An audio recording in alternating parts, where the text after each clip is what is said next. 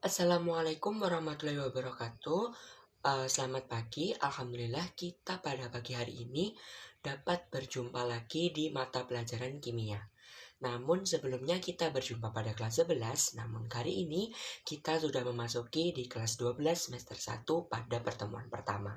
Nah, pada pertemuan pertama kali ini kita akan belajar terkait konsep larutan asam basa, terkait konsep yang disampaikan oleh Arrhenius, Bronsted Lowry, dan juga Lewis. Lalu dilanjutkan dengan indikator asam basa. Sebelum kita memasuki materi terkait larutan asam basa yang akan dibahas pada pertemuan hari ini, maka akan lebih baik apabila kita merefleksikan materi pada pertemuan sebelumnya terkait dengan campuran. Karena materi pada pertemuan selanjutnya tentang campuran itu akan kita gunakan sebagai dasar kita mempelajari materi asam basa pada pertemuan hari ini. Masih ingatkah kalian terkait pengelompokan suatu campuran? Nah, berdasarkan pengelompokannya, campuran itu dibagi menjadi dua, yaitu yang pertama ada campuran homogen dan campuran heterogen. Nah, campuran homogen itu sendiri merupakan sebuah larutan yang larut dalam air. Nah, merupakan komponen yang berbeda atau tidak dapat dilihat dengan jelas. Contoh dari campuran homogen itu bisa kita temui pada kehidupan sehari-hari seperti rasa manis dari gula, rasa masam dari jeruk, dan yang lain-lain. Selain dari campuran homogen, kita juga bisa membedakan campuran itu menjadi campuran heterogen.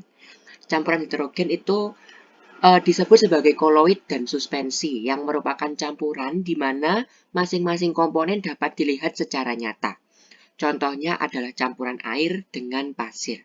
Nah, yang membedakan antara campuran homogen dan campuran heterogen ini adalah apabila campuran homogen itu merupakan campuran yang dapat larut dalam air dan tidak bisa dibedakan lagi komponennya. Seperti misal pada contoh kita melarutkan gula dalam air kan kita tidak bisa lagi membedakan yang mana itu gula dan yang mana itu air. Sudah menyatu menjadi satu dan mengakibatkan rasa manis. Namun pada campuran heterogen, kedua campuran itu masih dapat dibedakan antara satu sama lain. Contohnya campuran air dengan pasir. Apabila terdapat sebuah gelas yang diisi dengan air dan dituangkan dengan pasir, maka akan terbentuk. Pasir tersebut akan tetap terlihat dan tidak dapat mencampur seluruhnya ke dalam air tersebut. Berikut ini ada animasinya. Apabila kita menambahkan gula dan kita aduk, maka campuran tersebut akan larut dalam air dan kita tidak dapat membedakan yang mana antara air dan yang mana antara gula. Oke, kita sudah membahas tentang materi pertemuan berikutnya. Kita akan langsung saja masuk ke materi hari ini, yaitu larutan asam basa. Sebelum kita masuk lebih lanjut terkait materi asam basa, kita bisa merefleksikan materi asam basa itu dalam kehidupan sehari-hari. Karena apa? Karena asam dan basa itu melekat pada kehidupan kita sehari-hari. Baik mungkin dari buah-buahan, dari bahan dapur, dari keperluan mandi, dan dari manapun yang kita jumpai dalam sehari-hari itu memiliki sifat asam dan basa dan netral. Nah, yang pertama, yang paling identik yang kita temui sebagai asam itu adalah mungkin jeruk. Apabila diajukan sebuah pertanyaan, pernahkah kalian memakan jeruk? Pastinya kita menjawab jeruk kita pernah makan, atau bahkan setiap hari kita makan jeruk. Lalu bagaimanakah rasanya? Pasti jika kalian ditanyakan terkait rasa dari jeruk, itu kalian pasti akan menjawab jeruk berasa masam. Karena memang benar, jeruk itu memiliki rasa yang masam. Lalu apakah rasa masam itu menjadi suatu indikator kita dapat mengatakan bahwa jeruk memiliki sifat yang asam? Lalu kita bandingkan dengan sabun. Nah, untuk pertanyaan dari sabun masih sama, pernahkah kalian mungkin tidak sengaja merasakan sabun? Mungkin kalau kalian mandi atau kalian beraktivitas menggunakan sabun, kita tidak sengaja atau mungkin kita sedang mencuci tangan, tidak sengaja belum bersih kita mencuci tangan, lalu kita mengambil sebuah makanan, lalu kita dapat merasakan sabun yang masih menempel pada tangan kita. Atau mungkin ketika kita mandi, kita tidak sengaja larutan sabun, mungkin kita sedang mencuci muka atau bagaimana, larutan sabun itu tidak terasa menetes atau mengalir ke bagian mulut, lalu kita merasakan.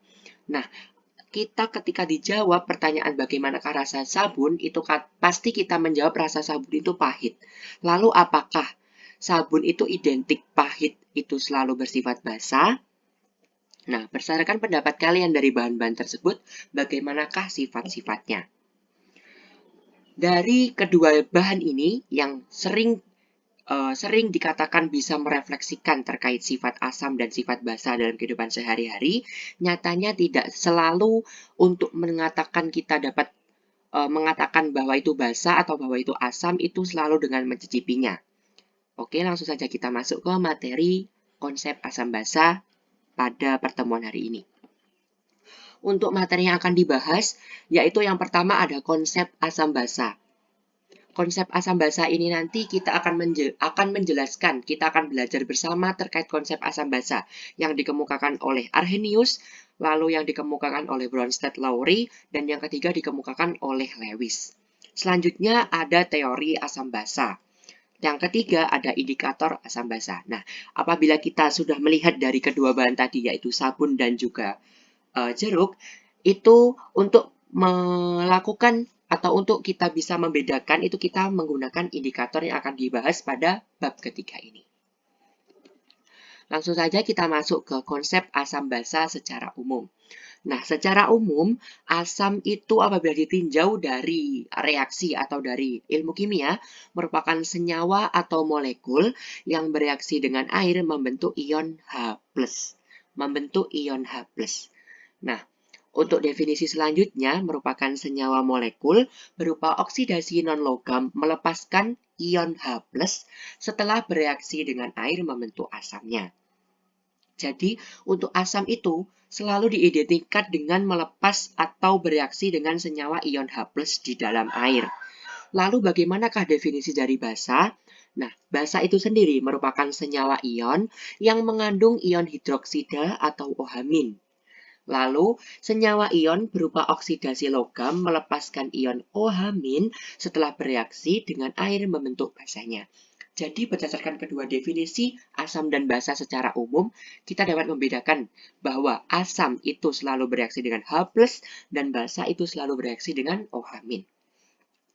Kita masuk konsep yang pertama. Konsep yang pertama merupakan konsep atau teori asam basa yang dikemukakan oleh Arrhenius. Arrhenius ini merupakan salah satu ilmuwan penemu asam basa pertama kali, yaitu Svante August Arrhenius. Nah, untuk Arrhenius itu sendiri, ini mungkin beliaunya penemu asam basa yang kita gunakan sebagai materi yang masih saja kita pelajari sampai hari ini. Lalu apakah sih asam dan basa menurut Arrhenius ini? Asam menurut Arrhenius merupakan suatu zat apabila di dalam air melepaskan ion H+. Lagi-lagi asam itu melepaskan ion H+. Nah, reaksi yang terjadi yang dikemukakan oleh Arrhenius itu adalah HXZ dalam fase aqueous menjadi X, H+ dalam fase aqueous ditambah Z, X- dalam fase aqueous. Nah, kita lihat bahwa H di sini, H itu bermuatan, bermuatan positif seperti yang dikemukakan oleh Arrhenius. HX menjadi X H pangkat plus aqueous ditambah Z X pangkat min aqueous. Lalu apa sih yang basa dikemukakan oleh Arrhenius itu? Basa berdasarkan Arrhenius merupakan suatu senyawa yang di dalam air menghasilkan ion OH-. Nah, dapat kita lihat bahwasannya di reaksi tersebut di situ tercirikan bahwa oleh Arrhenius, basa itu selalu dicirikan dengan adanya OH-. Jadi untuk membedakan secara singkat saja, kita itu dapat membedakan asam dan basa menurut Arrhenius itu kita dapat mencari pada reaksi itu apakah terdapat H+ atau terdapat OH-. Apabila terdapat H+ berarti pada reaksi tersebut merupakan reaksi asam, dan apabila terdapat OH- berarti reaksi tersebut merupakan reaksi basa. Nah, namun pada teori Arrhenius ini memiliki batasan. Batasan untuk teori Arrhenius ini hanya dibatasi pada senyawa yang bereaksi dengan air atau di dalam air. Nah, pada teori Arrhenius ini juga digunakan untuk asam dan basa yang dalam larutan netralisasi, yaitu asam jika ditambahkan dengan basa akan menghasilkan garam ditambah dengan air. Kation yang berion positif itu berasal dari basa, dan ion yang berion negatif itu berasal dari asam. Nah, pada teori asam basa Arrhenius ini, di sini tercantum yaitu contoh asam dan ionisasinya. Nah, lalu apa sih yang dikatakan sebagai ionisasi itu? Ionisasi itu merupakan sebuah proses fisik pengubahan atom atau mol menjadi ion dengan menambah atau mengurangi partikel yang bermuatan. Kita lihat saja salah satu contoh di sini ada rumus HCl. HCl itu berarti merupakan asam klorida. Nah, reaksi ionisasi yang terjadi pada HCl yaitu adalah HCl yang diionisasi menjadi H+ ditambah Cl-. Lalu bagaimana kok bisa menjadi H+ ditambah Cl-? Kita lihat di sini bahwasannya H itu selalu sebagai ion positif. H selalu sebagai ion positif dan Cl itu merupakan ion negatif. Dan di sini mereka tidak memiliki jumlah yaitu jumlahnya 1, jadi ditulis saja yaitu H+ ditambah Cl-. Lalu berikutnya contoh yang kedua yaitu H2SO4 yang merupakan asam sulfat. Bagaimana reaksi ionisasi yang terjadi pada asam sulfat tersebut? Yaitu H2SO4 diuraikan menjadi 2H+ ditambah SO4 2-. Gimana kok di HCl ini tidak ada seperti jumlahnya, tapi di sini kok ada? Kita dapat membedakan tersebut itu dengan begini. H itu kan merupakan ion positif. Jadi kita tulis H+, plus di atas.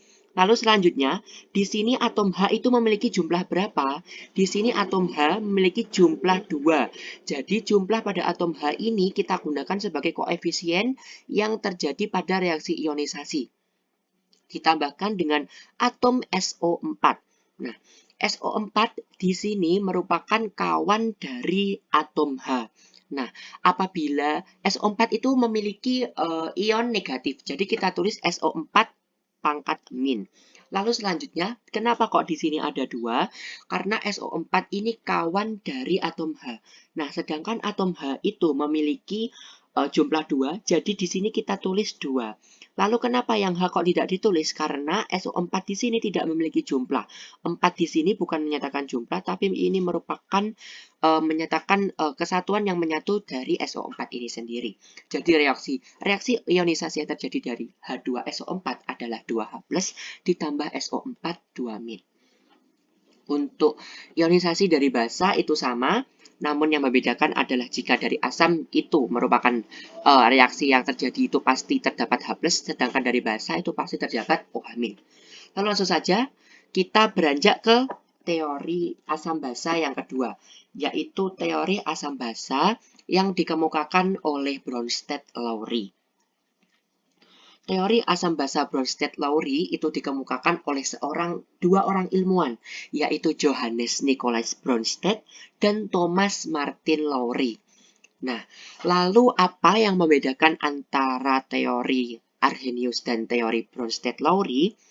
Teori Arrhenius dan teori Bronsted-Lowry itu berbeda. Sebenarnya tidak berbeda, namun teori Bronsted-Lowry itu merupakan pengembangan dari teori Arrhenius. Jadi, Pak Johannes Nicolaas Bronsted dan Thomas Martin Lowry ini melakukan sebuah percobaan hingga mereka menguji dari teori Arrhenius tersebut hingga menemukan sesuatu yang baru sehingga mereka berani mengemukakan teori sendiri terkait perkembangan dari teori Arrhenius, yaitu apa?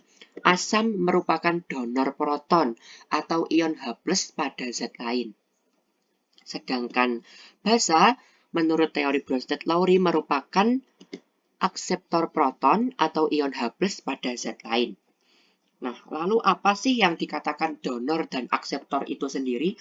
Donor itu berarti kita menyumbangkan ion H+ pada zat lain. Sedangkan pada basa akseptor itu berarti kita menerima ion H+ dari zat lain. Nah, untuk reaksinya kita lihat seperti ini. Reaksi dari teori Bronsted-Lowry. NH3 fase aqueous ditambah H2O fase liquid menjadi NH4+ fase aqueous ditambah OH-. Nah, di sini sudah tertera basa, asam, asam, dan basa. Nah, tapi bagaimana cara kita membedakan kenapa kok di sini merupakan asam dan mengapa NH3 ini termasuk basa? Nah, apabila kita lihat berdasarkan teori di sini, yang asam merupakan donor proton. Nah, kita lihat NH3 di sini dalam fase aqueous di bagian reaktan dengan NH4+ di bagian produk. Nah, ini kita lihat NaH3 di sini dengan NH4+ di sini di bagian produk mengalami kenaikan, yaitu semula NH3 menjadi NH4+. Jadi dapat kita definisikan bahwa di sini H2O itu melakukan donor ion H+ ke NH3, sehingga H2O nanti akan kehilangan ion H+, dan NH3 ini akan ketambahan ion H+ dari H2O. Maka dari itu, di sini H2O dikatakan sebagai asam, karena berdasarkan definisinya merupakan asam yaitu donor proton, dan di sini NH3 yang diberikan ion H+ oleh H2O merupakan basa, yaitu akseptor proton. Nah, selanjutnya kita lihat yang ada di sini. Yang ada di sini tadi, jika NH3 tadi merupakan basa, maka pasangan dari NH3 yang ada di sini itu pasti merupakan kebalikan dari basa. Kebalikan dari basa itu sendiri merupakan asam. Jadi apabila di sini bagian reaktan itu basa, pasti di bagian produknya yang pas menjadi pasangannya itu pasti bersifat asam. Apabila di sini bersifat asam, otomatis OH- dalam di sini bersifat basa. Seperti itu reaksi yang dikemukakan oleh Bronsted-Lowry. Lalu pada teori yang dikemukakan oleh Bronsted-Lowry itu ada istilah yang namanya asam basa konjugasi. Sebagai apa itu namanya, ciri khas dari teori Bronsted-Lowry itu merupakan asam basa konjugasi. Asam basa konjugasi itu apa? Nah, asam basa konjugasi itu adalah apabila di sini di bagian reaktan itu mengalami donor ion H+ yang dikatakan sebagai asam, maka di sini pasangan dari asam di bagian produk itu pasti basa, tapi di bagian produk itu pasti merupakan basa konjugasi. Nah, lalu yang di sini apabila di sini tadi NH3 menerima ion H+ dari H2O yang merupakan basa, pasti pasangannya yang berupa NH4+ ini merupakan asam konjugasi. Jadi asam dan basa konjugasi itu merupakan pasangan dari reaktan yang menyatakan itu asam atau basa. Nah, apabila pasangan tersebut di reaktan itu merupakan asam, maka di bagian produknya itu pasti berpasangan dengan basa konjugasi. Sebaliknya, jika pada reaktan itu merupakan basa, maka di bagian produk itu pasti berpasangan dengan asam konjugasinya. Contohnya di sini diklasifikasikan di dalam tabel, asam HCl, protonnya itu merupakan H+, proton H+, pasti basa konjugasinya di bagian produk ini pasti berupa Cl- atau basa konjugasinya pasti berupa Cl-. H2O juga seperti itu, bagian proton di bagian produknya itu berupa H+, maka basa konjugasinya itu pasti merupakan basa yang menjadi pasangan dari asam di bagian reaktan. Namun pada teori Bronsted-Lowry ini kan tadi dikatakan bahwa pengembangan dari teori Arrhenius. Apabila teori Arrhenius tadi memiliki batasan hanya pada air, tapi pada Bronsted-Lowry ini tidak hanya berlaku untuk larutan, tetapi bisa berlaku juga untuk molekul, bisa berlaku juga pada ion, dan bisa berlaku juga pada fase gas. Kita bisa lihat di sini tidak hanya berlaku pada fase aqueous, namun juga berlaku pada fase liquid atau larutan. Selanjutnya yaitu teori yang ketiga. Teori yang ketiga tadi apa? Teori yang ketiga tadi merupakan teori asam basa berdasarkan dikemukakan oleh Lewis. Nah, teori yang ketiga ini lebih berkembang lagi dari teori yang pertama dan teori yang kedua. Teori yang pertama tadi dikemukakan oleh Arrhenius, teori yang kedua tadi dikemukakan oleh siapa? Ya benar, teori yang kedua tadi dikemukakan oleh Bronsted-Lowry, Dan teori yang ketiga ini dikemukakan oleh seorang ilmuwan yang bernama Gilbert and Lewis. Nah, lantas apa yang membedakan antara teori Arrhenius, teori Bronsted-Lowry, dan juga teori yang dikemukakan oleh Lewis? Nah, untuk Lewis ini sendiri menyatakan bahwasannya asam itu merupakan akseptor pasangan elektron pada zat lain. Nah, apabila tadi pada Bronsted-Lowry itu asam merupakan donor atau pemberi H+ pada zat lain, namun pada teori Lewis ini asam adalah kebalikan, yaitu merupakan akseptor atau penerima pasangan elektron pada zat lain. Lalu basa menurut Lewis itu juga kebalikan dari Bronsted-Lowry. Apabila Bronsted-Lowry tadi basa merupakan akseptor atau penerima, namun pada Lewis menurut asam basa menurut kemukaan Lewis bahwa basa merupakan donor pasangan elektron pada zat lain. Yang menjadi perbedaan lagi yaitu apabila pada Bronsted-Lowry itu hanya H+ saja yang didonorkan, namun pada Lewis ini merupakan pasangan elektron. Nah, kita bisa lihat contohnya reaksinya adalah seperti ini. Kita mereaksikan CaO dengan CO2 menjadi CaCO3. Nah, apabila pada Bronsted-Lowry tadi hanya donor H+ dan akseptor H+, namun di sini dikatakan bahwa pasangan elektron. Apa sih pasangan elektron itu? Nah, pasangan elektron itu yang dikatakan sebagai pasangan elektron adalah, jadi sebuah atom itu kan pasti memiliki yang namanya nomor atom. Nomor atom nanti kita bisa mencari valensi atom.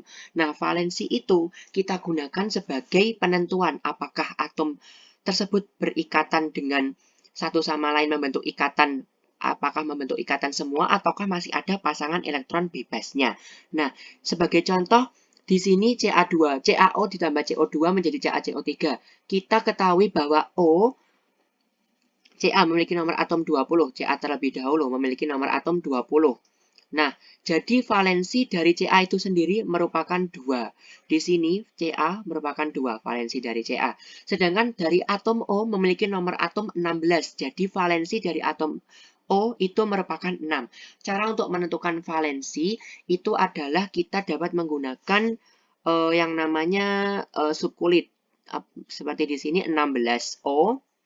Itu berarti merupakan, apabila dibuat subkulit adalah 2, 8, 6. 2, 8, 6. Nah, berarti yang menjadi valensi itu merupakan yang nomor atom pada subkulit terakhir. Atom atau elektron pada subkulit terakhir. Pada O berarti elektron subkulit terakhirnya adalah bernilai 6. Jadi, valensi yang akan kita gunakan untuk berikatan nanti adalah terdapat 6. Terdapat 6 valensi di sini. Nah, yang namanya pasangan elektron itu adalah ini. Titik-titik yang ada yang mengelilingi atom ini. Kita katakan ini sebagai struktur Lewis. Kita sebut sebagai struktur Lewis itu ya titik-titik ini. Struktur Lewis.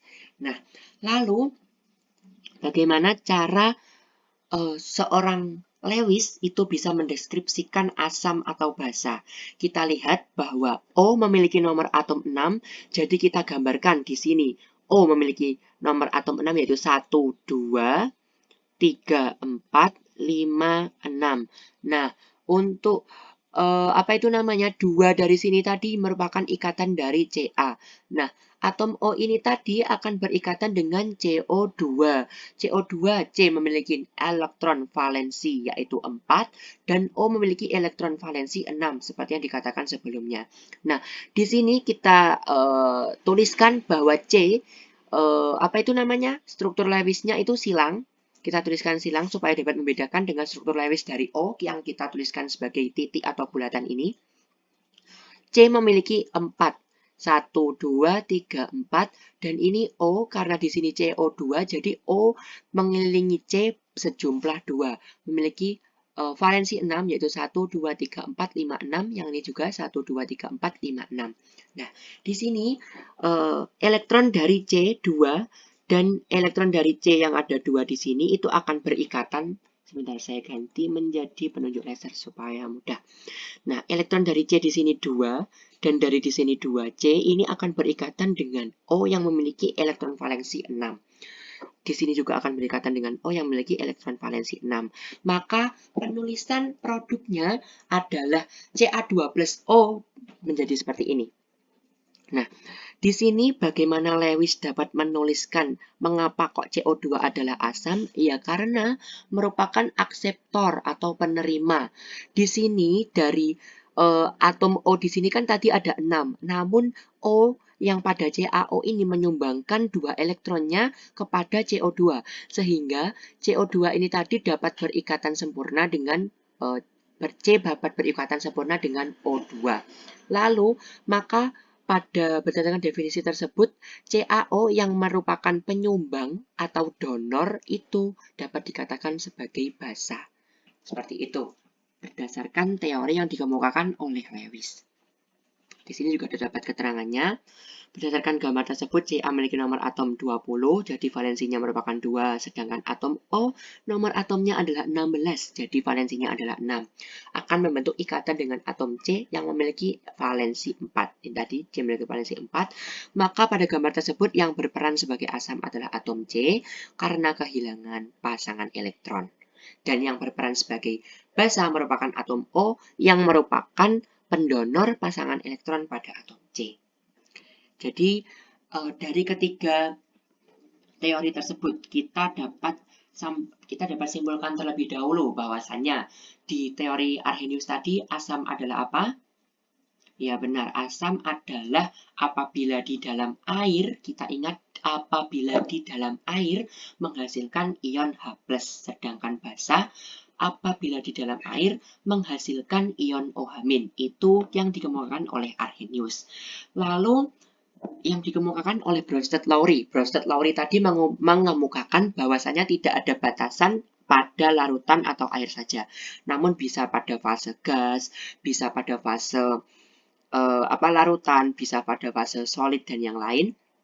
Nah, asam menurut Bronsted-Lowry tadi merupakan berdasarkan apabila asam merupakan donor ion H+ atau donor proton pada pasangannya, lalu apabila basa merupakan akseptor ion H+ atau akseptor proton pada zat lain.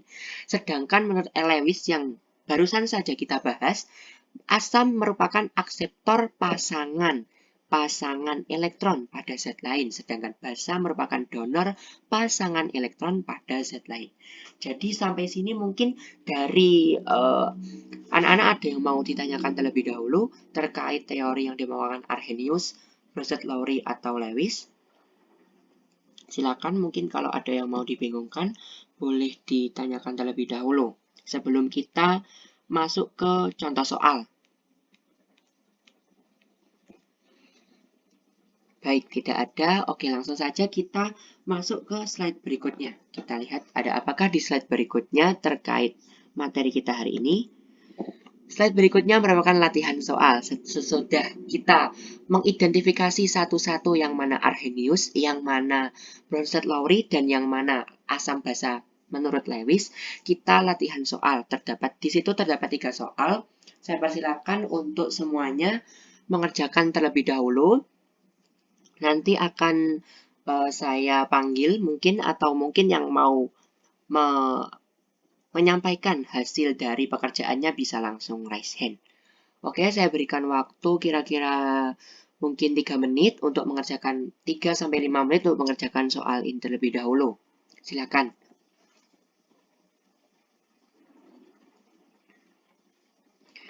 Baik, waktu sudah menunjukkan 5 menit.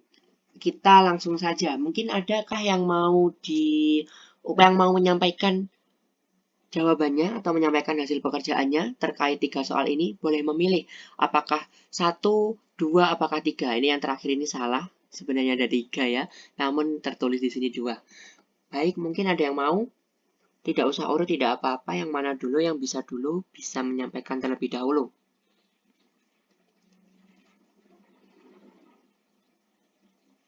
Oke, karena nggak ada yang raise hand di sini, nggak ada yang mau mungkin atau masih bingung atau malu-malu, saya juga tidak tahu. Langsung saja kita bahas latihan soal kita pada larutan asam basa ini.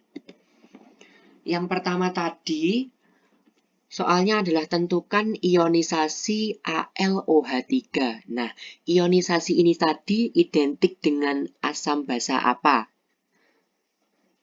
Ya benar, ionisasi ini tadi identik dengan asam basa yang dikemukakan oleh Arrhenius. Nah, ini merupakan ionisasi basa AlOH3 yang memiliki nama aluminium hidroksida. Nah, AlOH3 ini ionisasinya adalah seperti ini. Saya jelaskan terlebih dahulu. Saya jelaskan saja karena tidak ada yang mau menjelaskan. Al3+. Mengapa kok Al3+? Tadi kenapa? Ya, karena OH- ini berjumlah 3. OH ini berjumlah 3. Jadi jumlah yang ada di bawah pada sahabat dari Al ini, yaitu si OH ini, akan apabila diionisasikan akan berada di bagian atas yang bersama dengan plus. Nah, lalu yang di sini OH ini memiliki jumlah 3. Tadi dikatakan apa? Bahwa jumlah akan menjadi koefisien dari atom tersebut. Jadi 3 karena jumlah OH adalah 3, 3 OH dan di sini tidak ada jumlah Al hanya memiliki 1, jadi hanya tertulis 3 OH-. Jadi sudah jelas ya bahwa ionisasi dari AlOH3 itu adalah Al3+ ditambah 3 OH-. Sudah jelas.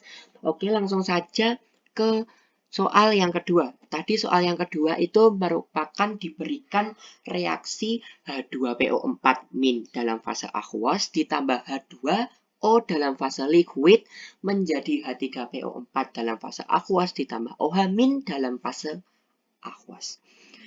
Soalnya adalah tunjukkan pasangan asam basa yang berkonjugasi pada reaksi tersebut. Konjugasi tadi berdasarkan yang saya jelaskan kan ada pada teori apa? Ya, konjugasi tadi ada pada teori yang dikemukakan oleh Bronsted-Lowry. Nah, kita lihat, kita bahas bersama-sama. H2PO4- fase aqueous ditambah H2O fase liquid. Di sini kira-kira tidak usah melihat ininya dulu, kira-kira di H2O dan H2PO4 ini manakah yang menjadi pendonor ion H+ dan manakah yang menjadi akseptor ion H+. Pendonor tadi yang memberikan dan akseptor tadi yang menerima. Ya, H2O itu merupakan pendonor, pemberikan pada H2PO4. Mengapa? Bagaimana sih cara kita agar mudah melihat apakah itu merupakan pendonor atau akseptor? Kita lihat, kita bandingkan H2PO4 ini dengan produknya. H2PO4 ini kan pasti memiliki pasangan dengan H3PO4. Jadi kita bandingkan, terdapat perbedaan apa H2PO4 dan H3PO4 di sini? Pasti kita lihat di sini, nah ini H2 dengan H3.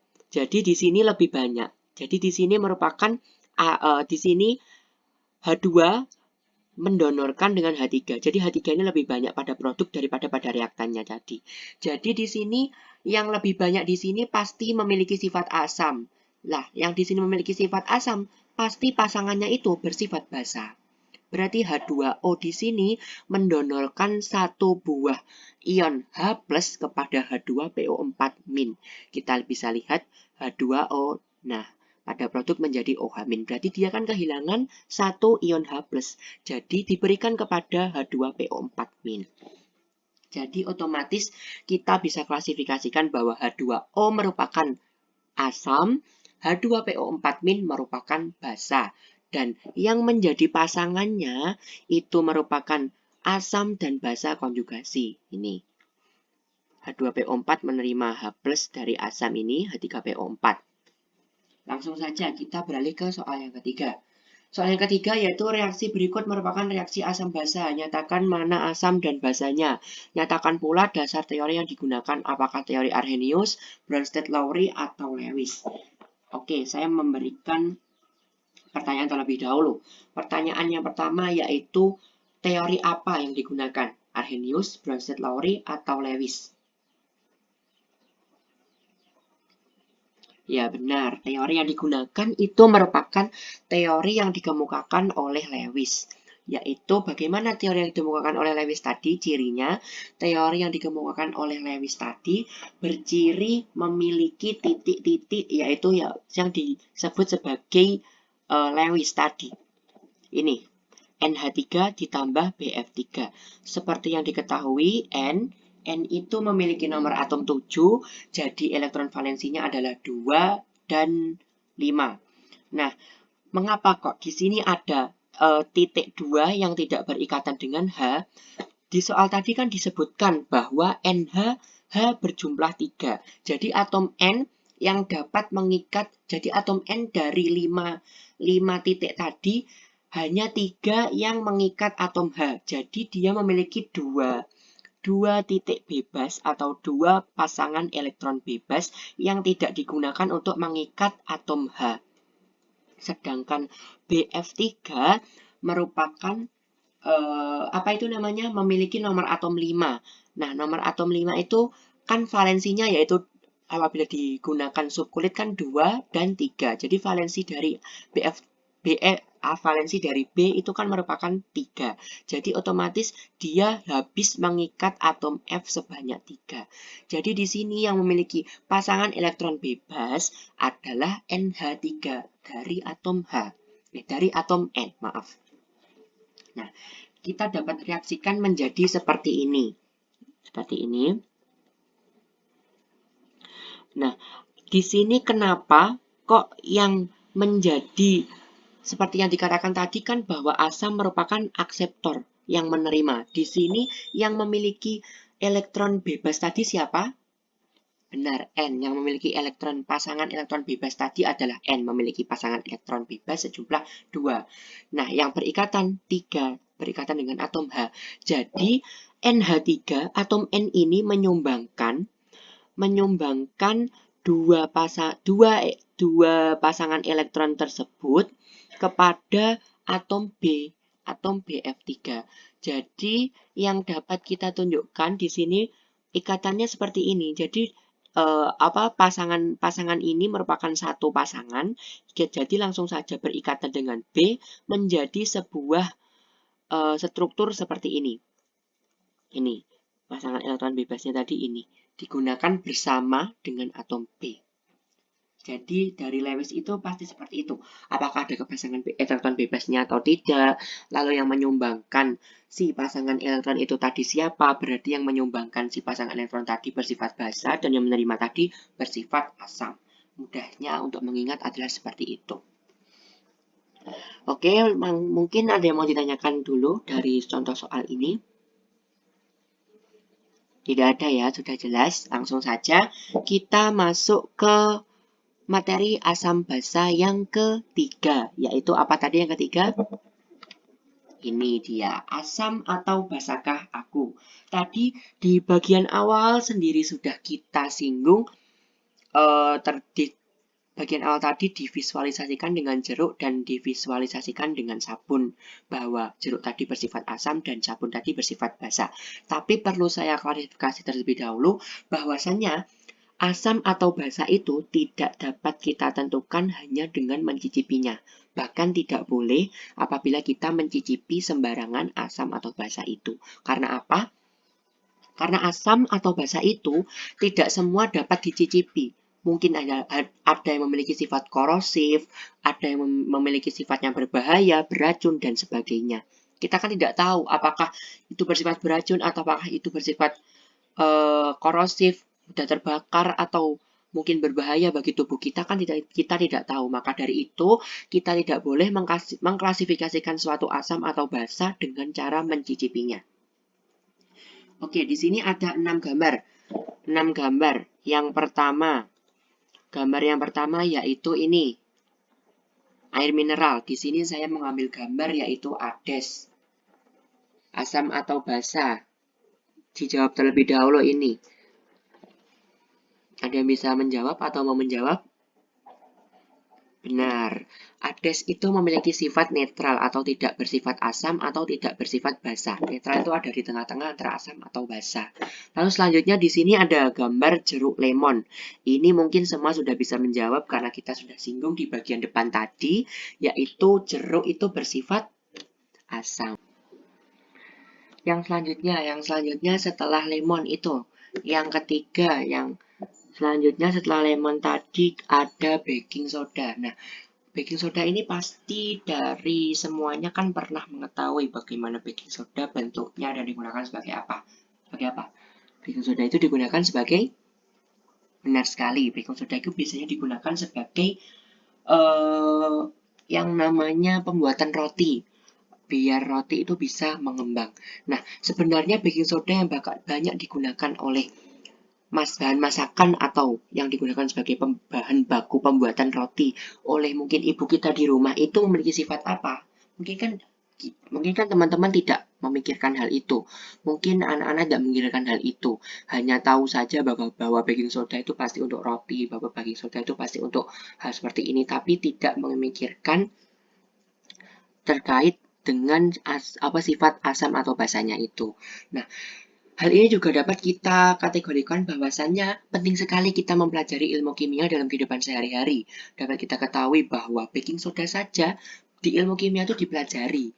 Nah, di situ memiliki sifat asam atau memiliki sifat basa. Nanti kalau memiliki sifat asam atau basa berarti dia bagaimana di dalam tubuh itu kita pelajari di ilmu kimia. Jadi kita tidak sembarangan menggunakan sesuatu atau menggunakan bahan-bahan atau barang-barang yang ada di rumah karena kita mempelajari ilmu kimia, jadi kita tahu bagaimana seharusnya kita menggunakan tersebut, bagaimana seharusnya kita komposisinya bagaimana, apakah harus banyak, boleh banyak, ataukah sedikit, itu kita tahu hanya dengan mempelajari ilmu kimia. Nah, baking soda itu sifatnya apa sih sebenarnya? Baking soda itu sebenarnya bersifat asam. Nah, maka dari itu, mengapa kok ramai dulu itu saya cerita dulu sebentar di sini. Dulu itu ramai bahwasannya ada yang menyebutkan bahwa berita yang menyebutkan bahwa baking soda digunakan sebagai obat penambah kekuatan.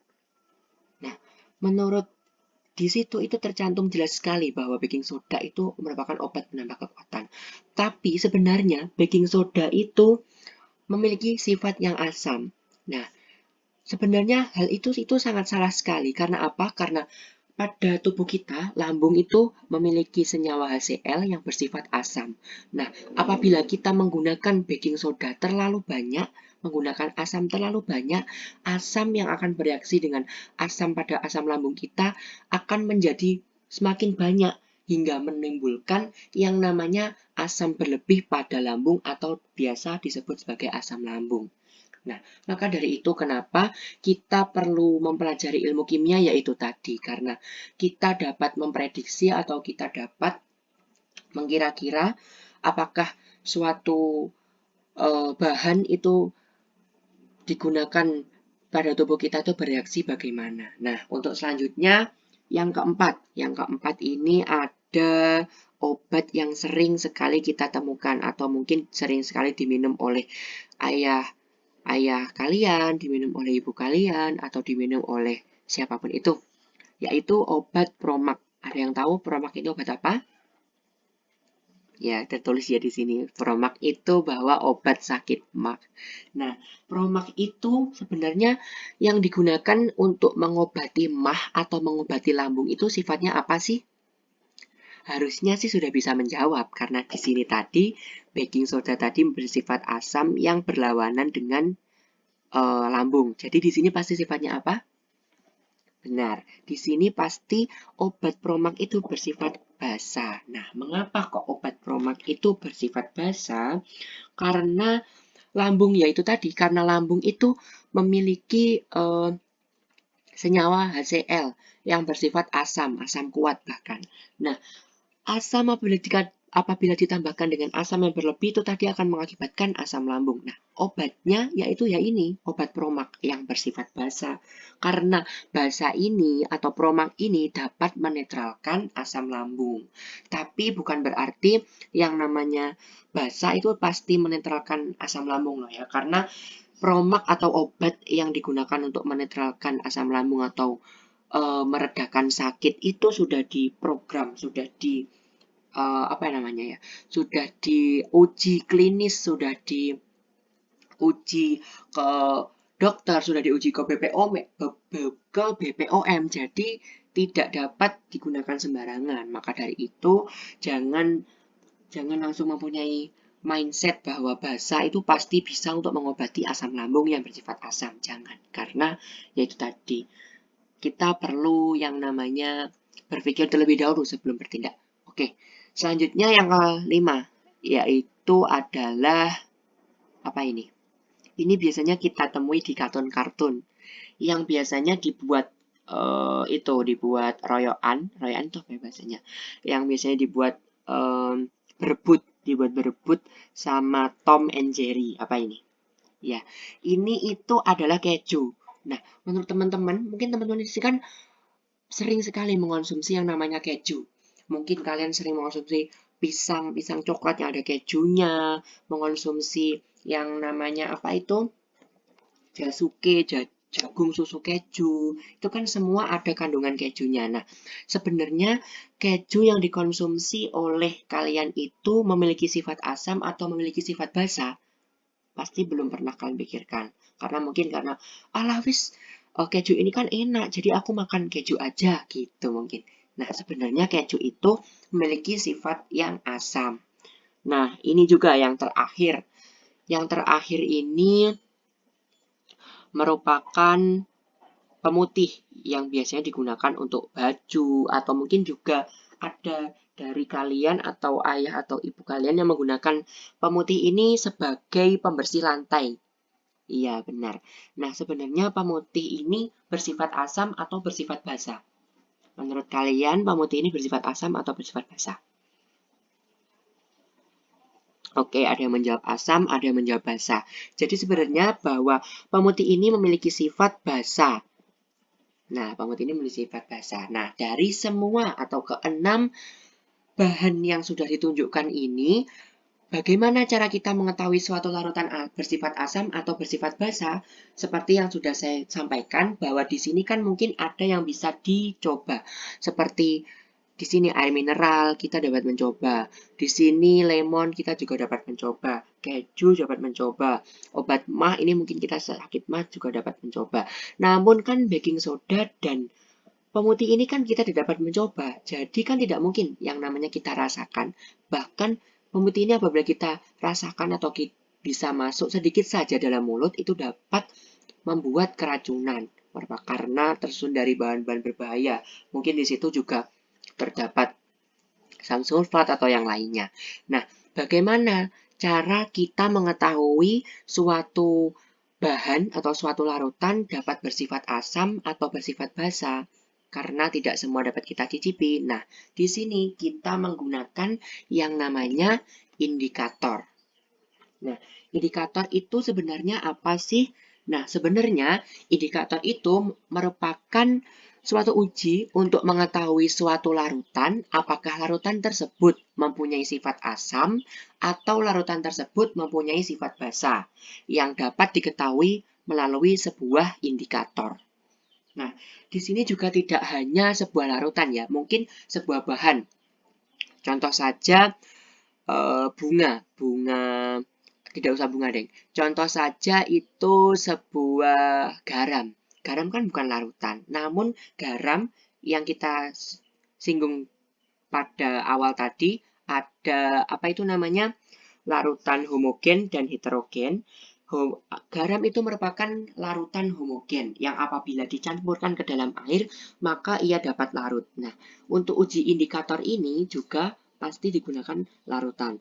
Nah, untuk bahan-bahan yang bukan larutan atau seperti padatan itu kita cairkan atau mungkin kita tumbuk terlebih dahulu atau mungkin apabila kita gunakan seperti bunga-bunga untuk uji itu kita tumbuk terlebih dahulu. Namun apabila digunakan seperti kayak kunyit atau lain-lain itu kita parut terlebih dahulu hingga kita peras dan kita dapatkan ekstraknya. Nah, ekstrak yang diperas itu tadi akan kita dapatkan sebuah larutan untuk uji indikator. Jadi untuk mungkin bahan-bahan atau senyawa-senyawa yang kita tidak dapat merasakannya, itu untuk mengetahui apakah bersifat asam atau basa yang digunakan itu ya indikator ini. Nah, indikator asam basa itu merupakan suatu zat warna yang dapat menunjukkan warna yang berbeda ketika dicelupkan dalam larutan asam maupun basa. Jadi, apabila kita menguji suatu larutan atau menguji suatu bahan menggunakan indikator, itu akan mendapatkan perubahan warna atau perbedaan warna. Apabila mungkin sebelumnya berwarna kuning, maka apabila direaksikan dengan asam atau direaksikan dengan basa, akan berubah mungkin menjadi hijau atau mungkin menjadi biru atau yang lainnya. Nah, atau mungkin yang semula tidak berwarna, apabila direaksikan langsung berubah warna menjadi warna-warna yang bisa masuk ke dalam kategori apakah itu asam ataukah itu basa. Itulah kegunaan dari indikator. Jadi kita tidak usah mencicipi karena memang tidak boleh mencicipi mungkin senyawa-senyawa atau larutan yang kita tidak ketahui kandungannya. Namun dengan indikator inilah kita dapat mengetahui asam atau basa dengan itu tadi, dengan menguji menggunakan indikatornya. Nah, indikator ini dibedakan menjadi dua, yaitu dibedakan menjadi indikator buatan dan juga indikator alami. Nah, lalu indikator buatan itu apa dan indikator alami itu apa? Nah, indikator buatan itu merupakan indikator siap pakai yang sudah dibuat di laboratorium atau pabrik alat-alat kimia. Nah, indikator buatan itu jadi memang sudah digunakan sebagai alat penguji atau alat yang dibuat oleh pabrik-pabrik kimia untuk menguji suatu larutan, untuk menguji digunakan sebagai mungkin untuk praktek di laboratorium atau untuk bahan-bahan uji yang lainnya, itu memang yang namanya indikator buatan. Namun ada juga indikator yaitu indikator alami. Nah, indikator alami ini indikator asam basa yang berasal dari bahan alam. Jadi, indikator alami ini bisa kita temukan dalam mungkin kehidupan kita sehari-hari, mungkin dalam samping-samping kita, samping-samping rumah kalian itu dapat kita temukan indikator alami. Nah, indikator buatan itu memiliki nilai trayek pH yang lebih spesifik apabila dibandingkan dengan indikator alami.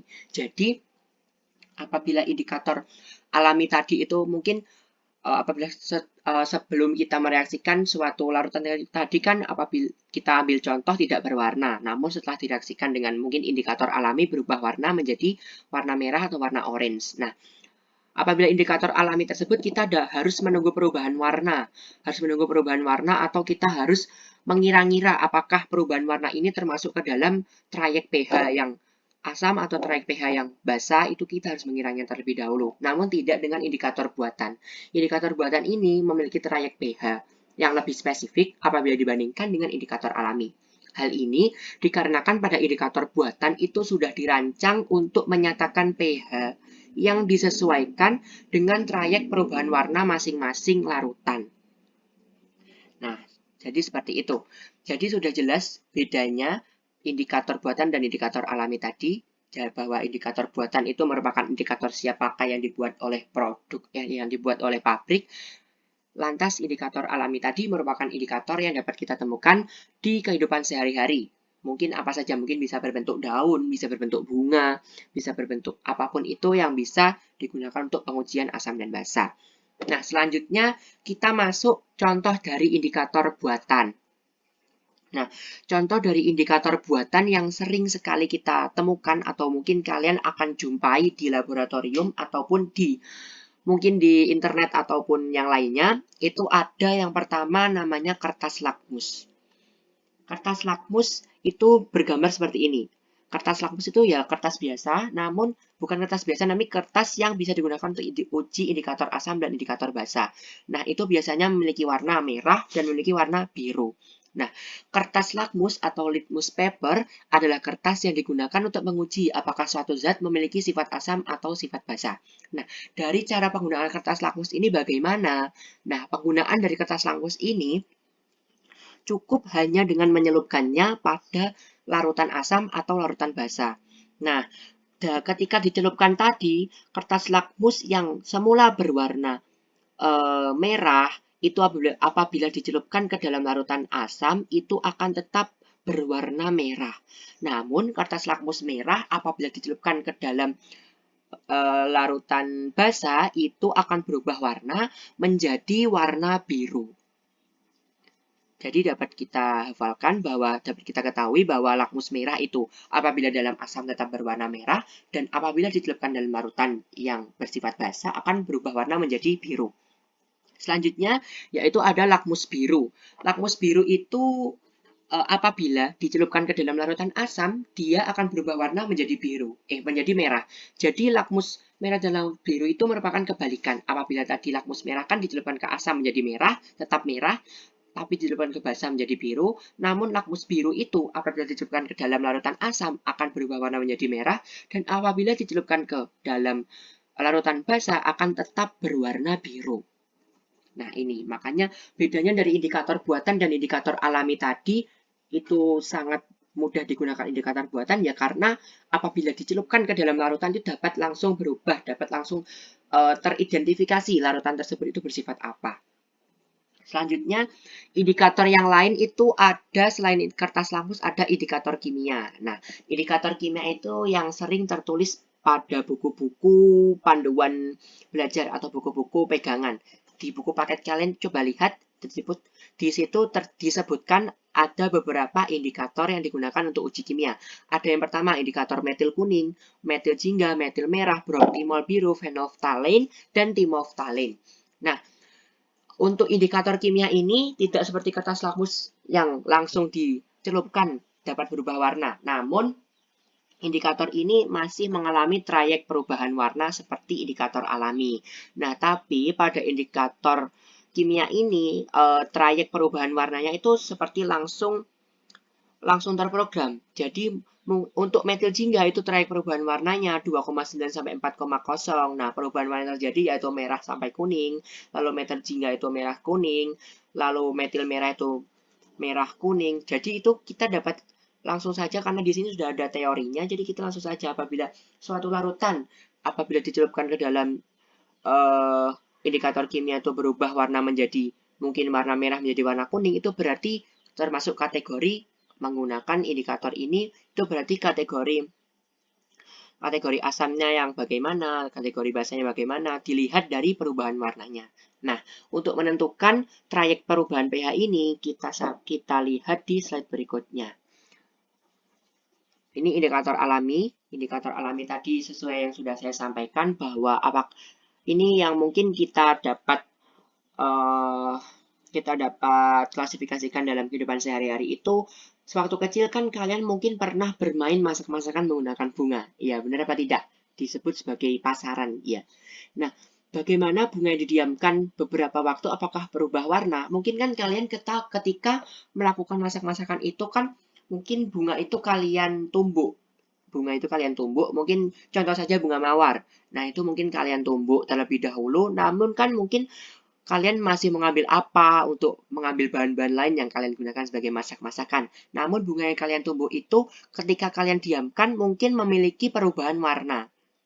Nah, perubahan warna itu tadi yang dikatakan sebagai indikator alami yang merupakan berbagai jenis zat alam yang mempunyai perubahan warna apabila direaksikan dengan larutan asam maupun larutan basa. Nah, beberapa contoh dari indikator asam basa alami itu ada kunyit, ada kubis ungu, dan ada bunga sepatu.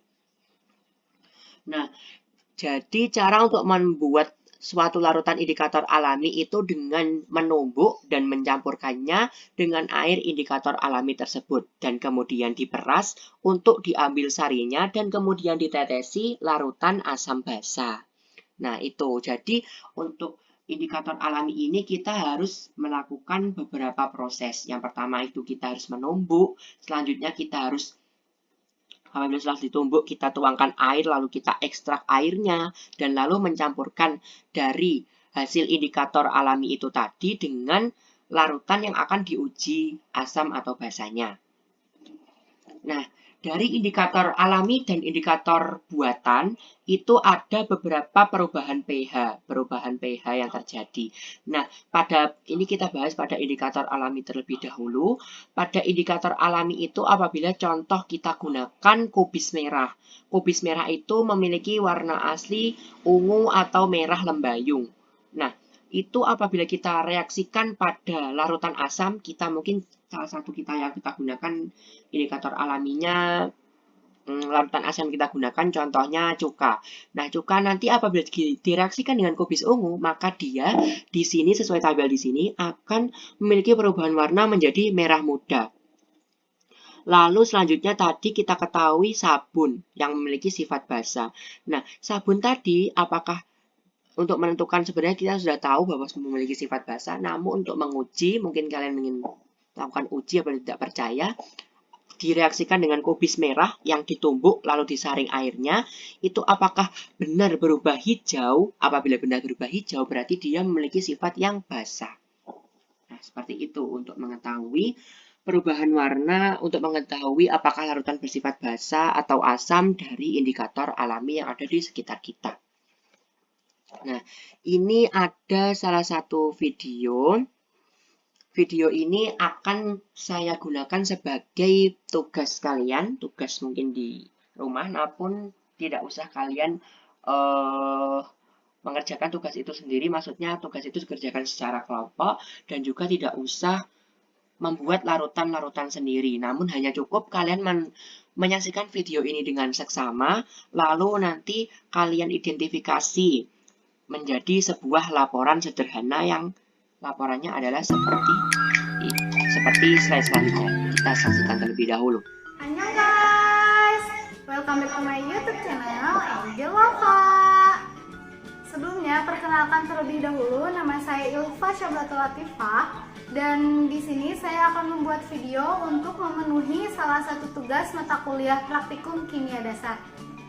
Dan saya akan ini yang akan kalian gunakan sebagai yang akan kalian buat sebagai laporan nanti, yaitu percobaan terkait indikator alami asam basa. Nah, di sini dari kakak yang sudah menjelaskan di video YouTube tadi, ini saya ambil dari YouTube. Ini yang digunakan bahannya adalah kunyit. Bahan yang digunakan adalah kunyit. Lalu ada juga air putih. Lalu itu ada air sabun, jeruk, bunga yang digunakan itu, dan juga yang lainnya. Kita dengarkan selanjutnya. Maaf, saya gunakan tadi gak usah lama-lama lagi, just keep on watching. Ini merupakan bahan-bahan yang digunakan tadi. Yang pertama seperti yang sudah saya jelaskan, yaitu jeruk diperas. Kemudian ini dituangkan, itu gamping atau air kapur. Kapur itu kita larutkan dalam air. Lalu selanjutnya bahan yang digunakan yaitu kunyit. Kunyit tadi kita blender. Selanjutnya kita saring menggunakan, ini kalau di sini saringnya menggunakan kasa agar didapatkan ekstrak untuk pengujian nanti.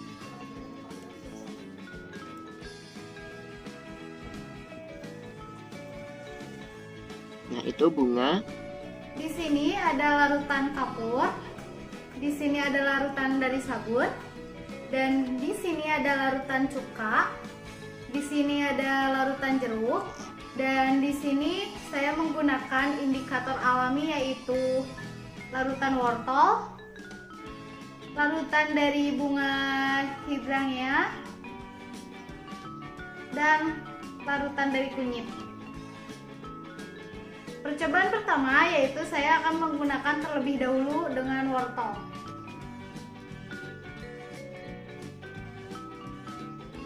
Ini percobaan pertama, wortel dimasukkan ke dalam larutan larutan kapur. Wortel dimasukkan dalam larutan kapur, berubah warna menjadi apa? Itu nanti kalian tuliskan bagaimana perubahan warnanya sebelum dan sesudah. Lalu setelah ditambahkan itu menjadi warna apa dan termasuk apa.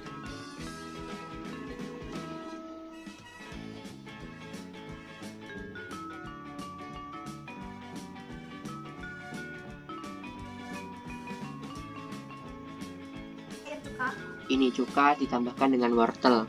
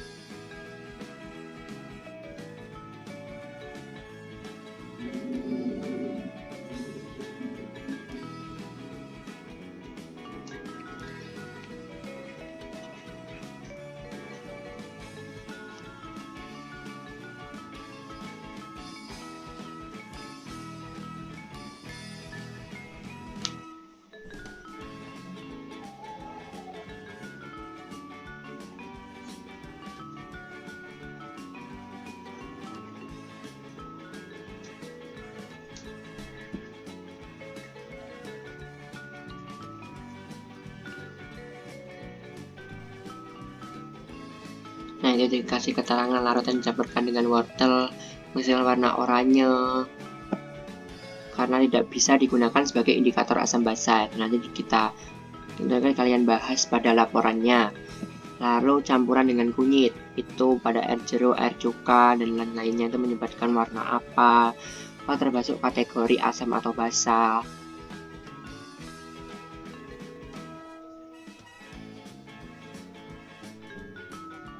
Nah, ini bunga hydrangea yang warna biru tadi yang digunakan sebagai indikator.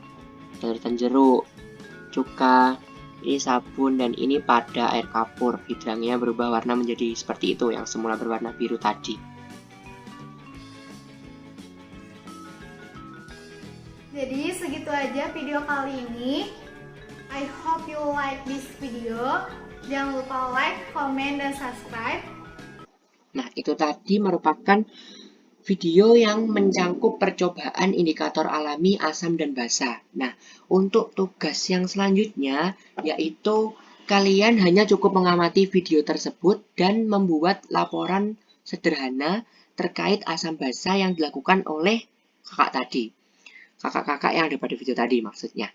Nah, laporan dari format laporan sederhananya adalah yang pertama ada cover. Covernya nanti ditulis sebagai laporan praktikum kimia pengamatan larutan asam basa. Lalu dikasih apa itu namanya logo sekolah seperti biasa. Lalu ada dasar teori. Dasar teori itu landasan atau materi-materi terkait asam basa yang memperkuat teori kalian atau memperkuat gagasan kalian terkait dengan asam basa yang dipraktekkan tadi. Nah, yang ketiga ada hasil pengamatan. Hasil pengamatan itu kalian cukup meng-screenshot video yang ada pada PowerPoint tadi, nanti akan saya kirimkan videonya, dan lalu kemudian dimasukkan ke dalam tabel. Nah, tabel yang dibuat itu nanti dibuat seperti ini. Tabelnya itu nanti ada 1, 2, 3, 4, 5, 6. Ada 6 tabel. Yang tabel yang pertama seperti nomor 1. Tabel yang kedua bahan yang diuji ada cuka. Lalu warna setelah diuji dengan indikator. Indikatornya tadi ada 3. Ada kembang sepatu. Ada 2 tadi ya. Ada kunyit dan juga ada bunga hydrangea. Jadi tabelnya nanti cukup 1, 2, 3, 4, 5. Pertama ada nomor, lalu bahan yang diuji, lalu indikator bunga hydrangea dan kunyit, lalu sifat larutannya nanti apa. Nah, nanti setelah hasil pengamatannya itu kalian buat yang namanya analisis pengamatan. Jadi kalau hasil pengamatan tadi hanya menyebutkan mungkin cuka berubah warna menjadi apa, larutannya itu apa. Nah, itu analisis pengamatannya itu mengapa kok perubahan warna, mungkin cuka yang semula berwarna putih keruh itu ketika direaksikan dengan asam berubah warna mungkin menjadi kuning pekat itu. Mengapa kok dikategorikan sebagai asam itu? Kenapa itu dilakukan di analisis pengamatan. Nah, untuk tugas ini nanti dikerjakan dengan teman satu bangku. Nanti dikerjakan dicicil setelah ini, lalu apabila tidak selesai dikumpulkan pada pertemuan selanjutnya. Dengan nanti pertemuan selanjutnya saya akan bagikan yang namanya LKPD, lembar kerja peserta didik terkait dengan asam basa, dan kita lanjutkan ke materi selanjutnya yaitu ada pH, pOH, asam kuat, basa kuat, dan lain-lain.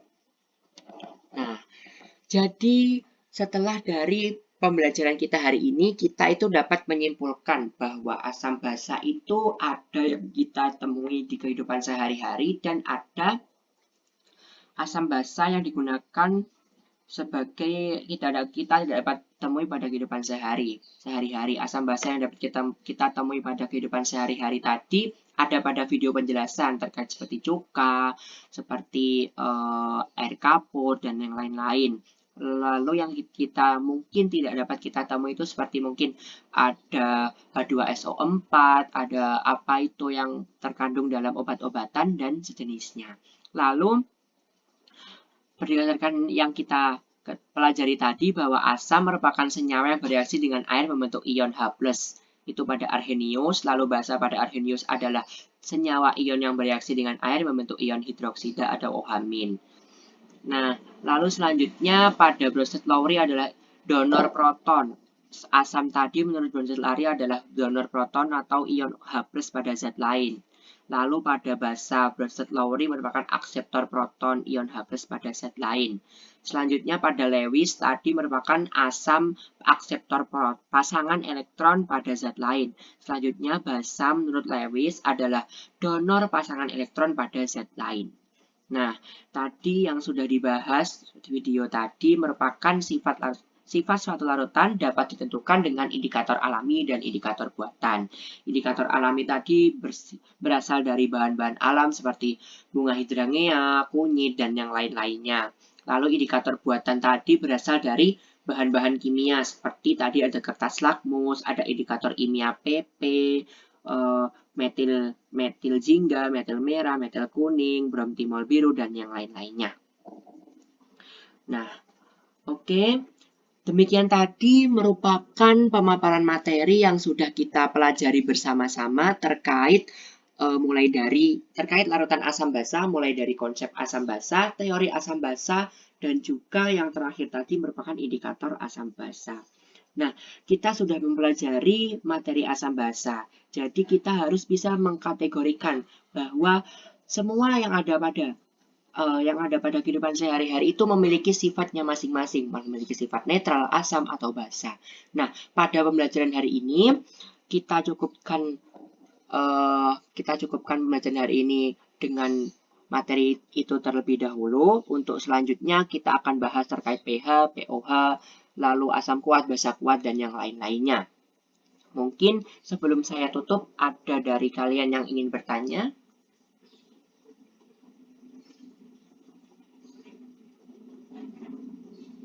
Oke, tidak ada yang mau bertanya ya. Jadi kalau tidak ada yang mau bertanya, kita cukupkan dulu pembelajaran kita pada pagi hari ini. Semoga apa yang kita pelajari pada pagi hari ini dapat bermanfaat, dapat berguna bagi kehidupan kita sehari-hari, dan dapat mendapatkan ilmu yang barokah dan ilmu yang dapat kita gunakan untuk membelajarkan kepada orang lain. Dari saya, sekian materi yang dapat saya sampaikan. Apabila ada kurang lebihnya mohon maaf. Wassalamualaikum warahmatullahi wabarakatuh.